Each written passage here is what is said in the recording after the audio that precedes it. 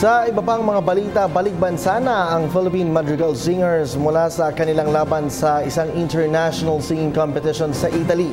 Ayon kay CCP Vice President at Artistic Director Chris Miliado, isang indikasyon ang pagkakapanalo ng naturang singing choral na mahalaga ang papel ng sining para maipatampok sa buong mundo ang galing ng mga Pilipino.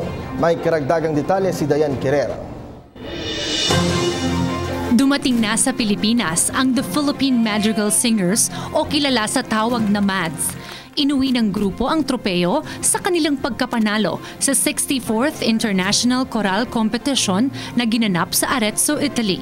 Sa harap ng kanilang mga kababayan sa NAIA Terminal 3, nagpaunlak ng isang awitin ng grupo. Sama magkasama, sama-sama magkasama, sama-sama magkasama.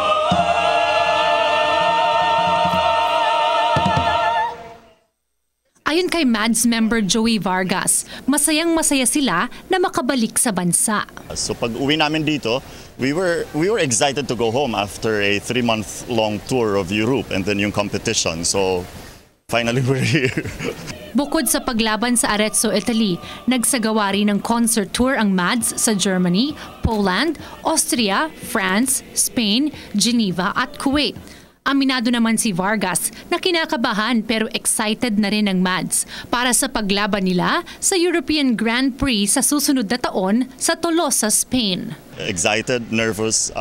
We're already waiting for the training. Samantala, ayon kay Cultural Center of the Philippines Vice President and Artistic Director Chris Miliado, ang pagkapanalo ng MADS ay isang indikasyon na malaki ang papel ng arts, culture and sports para makilala ang bansa sa buong mundo. Through the arts and sports ay na-realize yung tinatawag natin yung great potential ng Pilipino. Nakatakdang magkaroon ng concert ang MADS sa September 24 sa UP Diliman at sa October 8 sa CCP. Pagkatapos, agad namang tutungo ang grupo sa Estados Unidos para sa US concert tour mula Oktubre hanggang Disyembre. Para sa PTV News, Dayan Querer.